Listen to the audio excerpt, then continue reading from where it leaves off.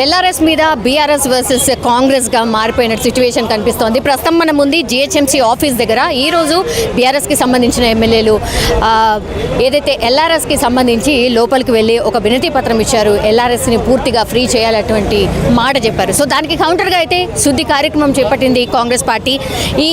అసలు ఈ లొల్లి ఏంది, అసలు ఎందుకు ఇంత రచ్చ ఎందుకు జరుగుతుంది ఒక్కసారి కనుక్కునే ప్రయత్నం చేద్దాం. మనతో పాటు ఉన్నారు కాంగ్రెస్కి సంబంధించిన కార్పొరేటర్ అండ్ ఈవెన్ మాజీ డిప్యూటీ మేయర్ బాబా ఫసీయుద్దీన్ గారు మనతో పాటు ఉన్నారు. ఒకసారి మాట్లాడే ప్రయత్నం చేద్దాం. అన్న, ఏంది ఇది అసలు ఈ లొల్లి ఏంది, ఎల్ఆర్ఎస్ లొల్లి ఏంది అసలు? ట్విట్టర్ పిట్ట మాజీ మున్సిపల్ శాఖ మంత్రివర్యులు BRS party working president KTR గారు చేసిన లొల్లి ఇది. ఒక అబద్ధాన్ని 100 సార్లు చెప్పి నిజం చేసే ప్రయత్నంలో భాగం ఇది. ఈరోజు ఎల్ఆర్ఎస్లో గతంలో 9.5 సంవత్సరాలు పరిపాలించిన బీఆర్ఎస్ పార్టీ అప్పటి ఉన్నటి మున్సిపల్ శాఖ మంత్రివర్యులు కేటీఆర్ నాయకత్వంలో హైదరాబాదీ నగర ప్రజల యొక్క రక్తాన్ని ముక్కును పిండి వసూలు చేసిన ఘనత వాళ్ళది. ఈరోజు దాంట్లో కొన్ని మార్పులు తీసుకొద్దాం, మధ్యతరగతి కుటుంబీకులకు, బీద వాళ్లకు, హైదరాబాదీలకు అనుకూలం ఒక పాలసీని తీసుకొద్దామని చెప్పి జిహెచ్ఎంసీలో ఉన్న మేధావులను, అదే హైదరాబాద్ నగరంలో మేధావులను, ప్రొఫెసర్లను అందరినీ కూర్చోబెట్టి ప్రజలకు అనుకూలంగా ఉండాలి, ప్రజాపాలనలో భాగంగా ప్రజలకు అనుకూలంగా ఉండాలని గౌరవ ముఖ్యమంత్రి రేవంత్ రెడ్డి గారు ఒక పాలసీ తీసుకొస్తుంటే వెంటనే ఆగమేఘాలపైన కేటీఆర్ గారికి కలబడ్డదో లేదా ట్విట్టర్లో ట్విట్ వచ్చినట్టుగా వెంటనే ఆగమేఘాలపైన వాళ్ళ యొక్క ఎమ్మెల్యేలను, కార్పొరేటర్లను జిహెచ్ఎంసీ హెడ్ ఆఫీస్లో, జోనల్ ఆఫీస్లో, సర్కిల్ ఆఫీస్ ధర్నా కార్యక్రమం పెట్టడం జరిగింది. మేము మీ ఛానల్ తరపున అడుగుతున్నాం కేటీఆర్ గారికి. కేటీఆర్ గారు 9.5 సంవత్సరాలు మీరే ఉన్నారు కదండి ప్రభుత్వంలో. మీ 9.5 సంవత్సరాల ప్రభుత్వంలో ఎల్ఆర్ఎస్ ముక్కుపెండి వసూలు చేసి అప్పుడు గుర్తు రాలేదా ఎల్ఆర్ఎస్ ఫ్రీ చేయాలని? మీకు అప్పుడు గుర్తు రాలేదా ఎల్ఆర్ఎస్ గురించి? ఈరోజు 2.5-3 నెలలకే ప్రభుత్వం మారగానే అధికారం పోగానే అధికార దాహంతో అప్పుడప్పుడే రోడెక్కిర్రా. ఈరోజు కాంగ్రెస్ పార్టీ అంటే ప్రజాస్వామ్యకర పాలన కాబట్టి మీకు ధర్నా మాట్లాడే హక్కు ఇచ్చారు. కానీ ఇంత అబద్ధాల, ఇంత పచ్చిని అబద్ధాల ఈరోజు దయ్యాలు బేదాలు వెళ్ళించినట్టుగా మీరందరూ మాట్లాడే చాలా బాధాకరమైన విషయం. ఎందుకంటే రాక్షస ఆలోచనతో ఈరోజు హెడ్ ఆఫీస్ జిహెచ్ఎంసీకి వచ్చారు కాబట్టి మా మహిళా కార్పొరేటర్లము, మా మహిళా నాయకులు, అదేవిధంగా మా కార్పొరేటర్లు అందరం కూడా వచ్చి జిహెచ్ఎంసీని పాళ్లతో పసుపు నీళ్ళతో శుద్ధి చేసి, ఎందుకంటే రాక్షస ఆలోచనతో వచ్చారు కాబట్టి అన్ని శుద్ధి చేసి, అందుకే హైదరాబాద్ నగరం ప్రజలకు గుండెకాయ లాంటిది మన జిహెచ్ఎంసీ హెడ్ ఆఫీసు కాబట్టి శుద్ధి చేయడం జరిగింది. దీంట్లో మరొకసారి మీ యొక్క ఐడి న్యూస్ తర్వాత అడుగుతున్నది ఏంటంటే వెంటనే కేటీఆర్ గారు లాంటి స్టెంట్లు ఆపుకోండి. మీరు పిలుపునిస్తే 10 మంది కార్యకర్తలు వస్తలేరు, 10 మంది ఎమ్మెల్యేలు వస్తలేదు, పట్టని 10 కార్పొరేటర్లు వస్తలేరు. ఫస్ట్ వాళ్ళని దగ్గర చేసుకోండి, వాళ్ళే పారిపోతున్నారు. మీ యొక్క నియంత వ్యవస్థకు, మీ గడి రాజ్యానికి వాళ్ళందరూ పారిపోతున్నారు. వాళ్ళని పట్టుకోండి. ఫస్ట్ ప్రజాపాలన వైపు రేవంత్ రెడ్డి అన్న నాయకత్వం వైపు కేటీఆర్ గారు ప్రజలందరూ చూస్తున్నారు. ఇక మీరు ఎవరిని ఆపలేరు. తప్పకుండా రాబోయే రోజుల్లో బీఆర్ఎస్ తెలంగాణ భవన్కు తాళం పడక తప్పదు. ఇప్పుడు BRS and RS Praveen Kumar BSP party ఇద్దరు కలిసి పోటీ చేయబోతున్నారు ఈ పార్లమెంట్ ఎలక్షన్స్లో అనేది మీరు కూడా నిన్న చూశారు. ఎట్లా చూస్తున్నారు ఈ పొత్తుని? ఇగోండి, ఆర్ఎస్ ప్రవీణ్ కుమార్ గారు గతంలో అధికారి ఉండే, ఐపీఎస్ అధికారి. సోషల్ వెల్ఫేర్ హాస్టల్స్ మరియు సోషల్ వెల్ఫేర్ యొక్క సంస్థకు అప్పుడు డెవలప్మెంట్ చేయడంలో ఆయన ఒక ముఖ్య అధికారిగా ఉండే. అదేవిధంగా ఆర్ఎస్ ప్రవీణ్ కుమార్ గారు మొన్న జనరల్ ఎలక్షన్లో అన్ని నియోజకవర్గాల్లో పోటీ చేశారు. అయితే నిజంగా చెప్పాలంటే ఆర్ఎస్ ప్రవీణ్ కుమార్ గారికి తెలంగాణ ప్రాంతంలో బహుజనులకు, దళితులకు ఒక మంచి ఇమేజ్ ఉండే. నిన్న ఎప్పుడైతే కేటీఆర్, కేసీఆర్ బీఆర్ఎస్ పార్టీతో కలిశారో ఆ ఇమేజ్ మొత్తం పడిపోతున్నది. ఎందుకంటే ఈరోజు వాళ్లకు నడవక, ప్రజలలో పోవటానికి ముఖం లేక, ప్రజల్లో పోవటానికి ఆ జెండా, గులాబీ జెండా మొత్తం నిలబడిగా అయిపోయింది. కాబట్టి ఆర్ఎస్ ప్రవీణ్ కుమార్ గారినో, బీఎస్పీనో, వాళ్ళని వీళ్ళనో బతిలాడుకొని అలయన్స్ అంటున్నారు.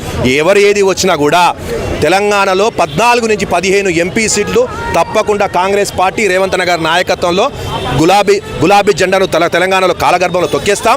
రాబోయే రోజులో 3 రంగుల జెండా రేవంత్ అన్న నాయకత్వంలో తప్పకుండా యావత్ తెలంగాణలో 14 నుంచి 16 సీట్లు గెలవబోతున్నాం. కాంగ్రెస్ పార్టీ ఈరోజు కేటీఆర్ మీద ఒక ట్వీట్ చేసింది.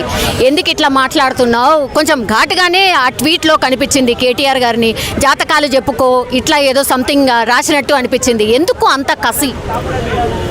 3 నెలలు కూడా కాలే అమ్మ అధికారం పోయి వాళ్ళది ఒక 9.5 సంవత్సరాలలో నియంత వ్యవస్థ.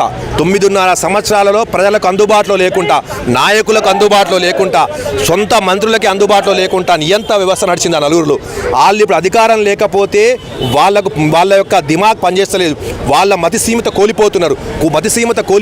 కాబట్టి ఏం మాట్లాడుతున్నారు, ఏం చెప్తున్నారు, ఏ కార్యక్రమం తీసుకుంటున్నారో వాళ్ళకి అర్థమైతే లేదు. ముఖ్యంగా కేటీఆర్కి అయితే మొన్న 0.35 ఫార్ములా అని చెప్పి ఒకరోజు కౌంటింగ్ రోజు వేశారు. ఏమైంది 0.35 ఫార్ములా అన్నారు. ఏమైంది? కాంగ్రెస్ పార్టీ అత్యధిక మెజార్టీతో గెలిచింది. దాని తర్వాత కేటీఆర్ గారు ఏం చెప్పారు? మొన్న ఒక ఫోటో పెట్టిర్రు. తర్వాత ప్రతి ఓటమి తర్వాత గెలుపుంటుంది. ప్రతి ఓటమి తర్వాత గెలుపుంటుంది. కానీ మీ ఓటమి మొత్తం కాలగర్భంలో కలిసిపోబోతుంది. బీఆర్ఎస్ పార్టీ కాలగర్భంలో కలిసిపోబోతున్నది. బీఆర్ఎస్ తెలంగాణ భవన్కు లాగబడబోతున్నది. మీరెక్కడ బీఎస్పీని కలిసినా బీఆర్ఎస్ పోయి బీజేపీ బీటీఎం అని అందరు తెలుసు. మీ బీజేపీ బీటీఎం బీఆర్ఎస్ ఎవరు కలిసినా కూడా రేపు తెలంగాణలో బొందబెట్టబోతుర్రు. గులాబీ జెండాను కారును బొందబెట్టబోతుర్రు. అది మీరు పెద్దన్న అన్నారు కదా నిన్న, మీరిద్దరు ఒకటే అంటున్నారు. ఇగోండి, గతంలో ప్రధానమంత్రి వస్తే ప్రధానమంత్రి గౌరవం గేడు ఈయన ముఖ్యమంత్రి ఎవరంటే అది గతంలో ముఖ్యమంత్రి కేసీఆర్. అరే ఒక ప్రధానమంత్రి వస్తే ప్రధానమంత్రి గౌరవంగా మాట్లాడినాం, అంతేగాని ఆయన పెద్దన్న చిన్న కాదు, అక్కడ విషయం కాదు. ఆయన ప్రధానమంత్రి గౌరవం ఇచ్చినాం. కానీ ఈరోజు దేశవ్యాప్తంగా తెలుసండి, కాంగ్రెస్ పార్టీ బీజేపీని అడ్డుకుంటున్నారు ఎవరంటే దేశవ్యాప్తంగా కశ్మీర్ నుంచి కన్యాకుమారి వరకు అది కాంగ్రెస్ పార్టీ ఒకటే. ఈ భారతదేశంలో సెక్యులర్ సిద్ధాంతాలు కలిగిన పార్టీ, ప్రజల పక్షాన నిలబడ్డ పార్టీ, కశ్మీర్ టు కన్యాకుమారి వరకు బీజేపీని అడ్డుకుంటున్న పార్టీ అది కాంగ్రెస్ పార్టీ. ఈరోజు బీజేపీకి బీ టీం అనేది అది బీఆర్ఎస్, బీజేపీకి బీ టీం అనేది బీఆర్ఎస్కి అనుకూలంగా ఉన్న పార్టీలు అది బీ టీం. మీరు అంటే మీ సహకారం మాకు ఫ్యూచర్లో కూడా అవసరము అన్నటువంటి మాట రేవంత్ రెడ్డి గారు చెప్పారు. కాబట్టి అంటే నెక్స్ట్ కూడా బీజేపీ రాబోతోంది అని చెప్పకనే చెప్పారు. రాహుల్ గాంధీని ప్రైమ్ మినిస్టర్ లాగా చూడాలని అంటూ ఉంటారు. కానీ తీరా చూస్తేనేమో మీరే కొనసాగాలి, మీ సహకారమే అవసరము అని నిన్న రేవంత్ రెడ్డి గారు మాట్లాడారు అనేది కేటీఆర్ గారి కౌంటర్. చెప్పినగా తల్లి, నేను ఒక అబద్ధాన్ని 100 సార్లు చెప్పి నిజం చేసే ప్రయత్నం కేటీఆర్ ట్విట్టర్ పిట్టా చేసే ప్రయత్నం. ఈ కేటీఆర్ గారు మానుకోండి. ఇది ఆయన ఒక ప్రధానమంత్రి, గౌరవ ముఖ్యమంత్రి గారు రేవంత్ రెడ్డి గారు కేంద్ర నిధులు కావాలని చెప్పి అడిగారు. కానీ మీరు దాన్ని వక్రీకరించి మసిబూసి మారడిగా చేసి తెలంగాణ ప్రజలందరూ ఏం చేయబోతున్నారు మీరు? ఇవాళ అందరూ తెలుసండి, కశ్మీర్ నుంచి కన్యాకుమారి వరకు బీఆర్ఎస్ బీజేపీ బీటీఎం అనేది అందరికీ తెలుసు. బీఆర్ఎస్ బీజేపీకి అనుకూలంగా ఉన్నదని ట్రిపుల్ తల్లాక్లో కానీ ఎన్ఆర్సీ విషయంలో కానీ ఓటింగ్ విషయంలో ఎప్పుడెప్పుడు వస్తే అనుకూలంగా బీజేపీకి ఓటేసిన ఘనత, బీజేపీకి అనుకూలంగా ఓటేసిన ఘనత బీఆర్ఎస్ ఎంపీలది. అలాంటిది మీరా మాట్లాడేది? భారతదేశం అంటే తెలుస్తుంది. కాంగ్రెస్ పార్టీ బీజేపీని భారతదేశంలో మొత్తంలో కూడా అడ్డుకొని బీజేపీ యొక్క నియంత్రణ వ్యవస్థను మతోన్మాశక్తిని బీజేపీ యొక్క మతోన్మాశక్తిని ఎవరైనా దేశంలో అడ్డుకుంటున్న ఏకైక పార్టీ అది కాంగ్రెస్ పార్టీ. ఏకైక నాయకుడు రాహుల్ గాంధీ గారు. ఈ రాష్ట్రంలో కూడా గౌరవ ముఖ్యమంత్రి గారు రేవంత్ రెడ్డి గారి నాయకత్వంలో అద్భుతంగా కాంగ్రెస్ పార్టీ ముందుకు పోతున్నది. దాన్ని గుర్తించుకో కేటీఆర్, ఈ అబద్ధాలు ఆపుకో. Thank you.